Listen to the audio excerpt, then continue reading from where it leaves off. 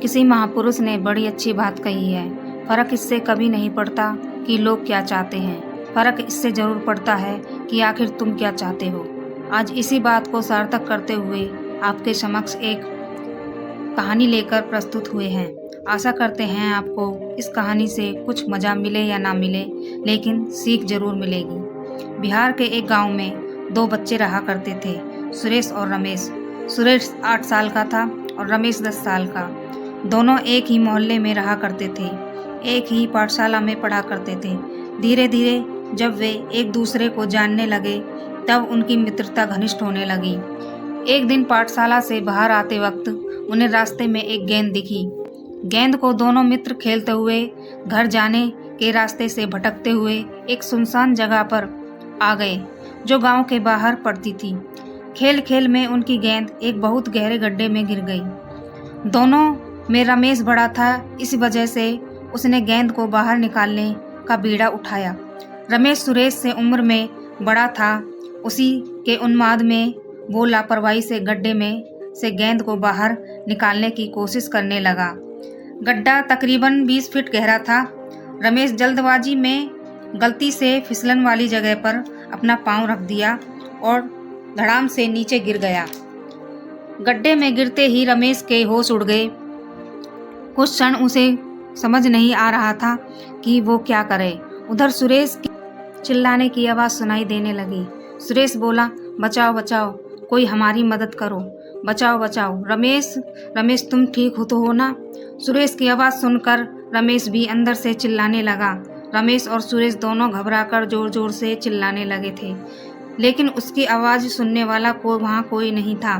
दोनों गांव से बाहर किसी बंजर वीरान जगह पर आ गए थे जहां उनके अलावा और कोई नहीं था।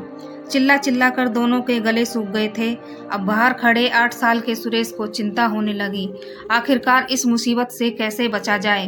उसने आसपास जाकर नज़र दौड़ाई, लेकिन उसे कोई नज़र नहीं आ रहा था और ना ही कोई पानी का स्रोत था जिससे वो अपने सूखे गले की प्यास बुझा सके। समय बीतता जा रहा था और सुरेश को नकारात्मक ख्याल आने शुरू हो गए। उसे अब डर लगने लगा था कि घर जाकर वो क्या कहेगा। इतनी देर तक कहाँ था? अब तक उसके माता पिता ने उसकी खोज शुरू कर दी होगी।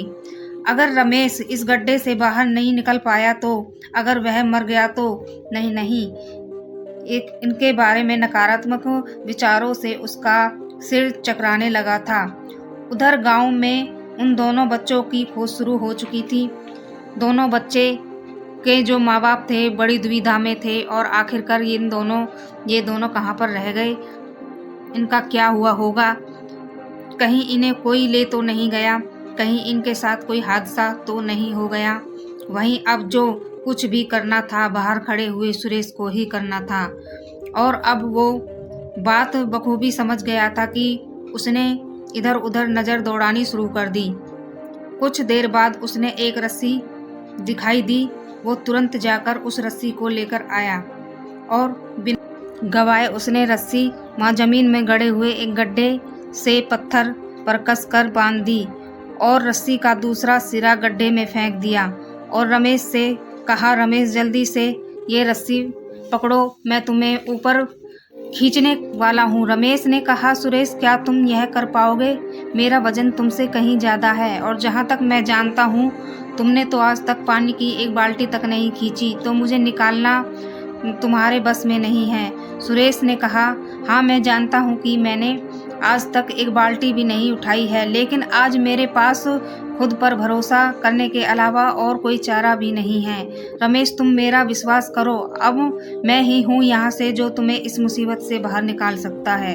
लो ये रस्सी कसकर पकड़ लो, मैं तुम्हें ऊपर खींचता हूँ। सुरेश की बात सुन अब रमेश ने भी उसकी बात मान गया था, क्योंकि अब उसे भी पता था कि अब वही एक कोशिश बची है।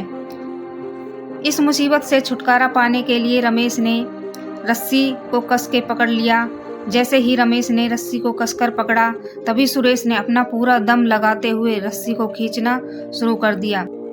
सुरेश ने रमेश को खींचने में अपने शरीर का पूरा दम लगा दिया और आखिर में उसकी मेहनत रंग लाई और सुरेश उस गड्ढे से बाहर आ गया।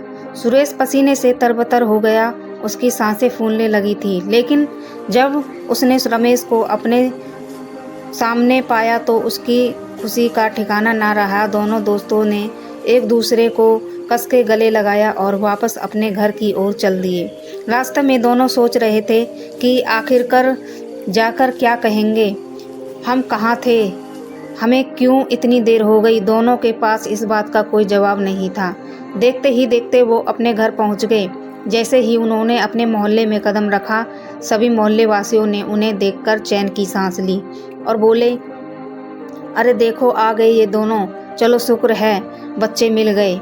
लोगों की आवाज़ सुनकर उनके माँ बाप तुरंत वहाँ आ गए और देखा कि सुरेश पसीने से तरबतर हुआ रखा था और रमेश के कपड़े फटे हुए थे। कोई समझ नहीं पा रहा था कि आखिर इन दोनों के साथ क्या हुआ। तभी किसी ने उन दोनों से पूछ ही लिया, अरे रमेश और सुरेश कहाँ रह गए थे दोनों, अब तक तुम्हें पता नहीं यहाँ तुम्हारे माँ बाप कितनी चिंता में थे। यहाँ दोनों को अब कुछ सूझ नहीं रहा था। अब उन्हें लग रहा था कि अगर हमने सच कहा तो हमारी पिटाई होनी तय है, और अगर कोई बहाना बना दें, लेकिन बहाना बनाए भी तो क्या होगा। उनकी सोच में उनका साथ छोड़ दिया था।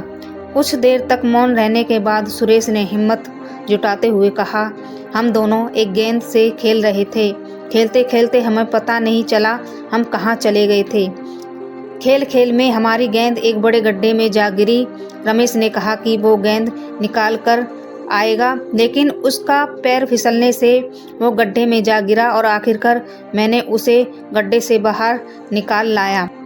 सबने दोनों की बातें बड़ी ध्यान से सुनी और सब एक साथ हंस पड़े और दोनों के माँ बाप उन्हें गुस्से से देख रहे थे। किसी ने बोला, वाह वाह क्या कहानी गढ़ी है, क्या हम तुम्हें बेवकूफ़ नज़र आ रहे हैं। सुरेश, तुम जो पानी की एक बाल्टी तक ठीक से नहीं उठा सकते, वो अपने से 2 साल बड़े लड़के को एक बड़े और गहरे गड्ढे में से बाहर निकाल कर आ गया, और कोई बहाना नहीं बनाना था तो अच्छा सोच के बताते, ये तो तुम आसानी से पकड़ में आ गए। सबकी बातों को नकारते हुए सुरेश ने दबाव देके कहा, नहीं मैं सच कह रहा हूँ, मैंने ही रमेश को बाहर निकाला है। और उसके इतना बोलने पर किसी ने भी उसकी बात पर भरोसा नहीं किया और कहा, वहाँ तक कि उनके माँ बाप तक को उन पर भरोसा नहीं था। तभी सबसे पीछे खड़े हुए एक बुजुर्ग आदमी जो गांव के सरपंच भी थे, उन्होंने कहा, यह बच्चा सच कह रहा है, मेरा तजुर्बा कह रहा है, यह सच बोल रहा है। उसकी आंखों में मुझे डर नहीं दिख रहा जो अक्सर झूठ बोलने वाले की आंखों में नजर आता है। मुझे उनके हाव भाव में भी कपकपाहट महसूस नहीं हो रही जो एक झूठे आदमी में दिखाई पड़ती है।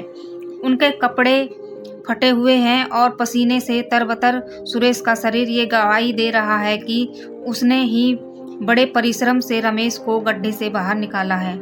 सरपंच की बातों को चुनौती देने की हिम्मत किसी में नहीं थी। आखिरकार सबने मान लिया कि सुरेश ने सच में रमेश की जान बचाई है, लेकिन अब भी सब सोच में ही थे, आखिरकार इस लड़के ने ये कार्य मुमकिन कैसे हुआ। वहाँ सरपंच ने सबके चेहरे पढ़ लिए थे। उन्होंने सबका शक दूर करते हुए कहा, यहाँ सुरेश के पास और कोई रास्ता नहीं था, क्योंकि जैसा उसने कहा वहाँ आसपास में कोई इंसान मौजूद नहीं था और रमेश ऐसे हालात में ज़्यादा देर तक जिंदा ना रह पाता। इसलिए उसने खुद ही हिम्मत जुटाई और ये कारनामा जो कभी असंभव जान पड़ता है वो करके दिखा दिया। और साथ ही साथ उस वक्त उसे कोई ये कहने वाला नहीं था कि ये कार्य तुझसे नहीं हो पाएगा। इस वजह से उसकी हिम्मत ना टूटी और खुद पर भरोसा करते हुए उसने यह कार्य करके दिखा दिया। हमारी निजी जिंदगी में भी कई बार ऐसे ही हालात बन जाते हैं। इन परिस्थितियों से बाहर निकलने के लिए खुद पर भरोसा होना बहुत ज़रूरी होता है। सोचो कि यह काम तुम्हारे अलावा और कोई नहीं कर सकता और दूसरों की बातों पर ध्यान ना देते हुए हमेशा खुद के काम पर ही ध्यान केंद्रित रखना चाहिए। तभी हमें जीवन में सफलता हासिल हो सकती है।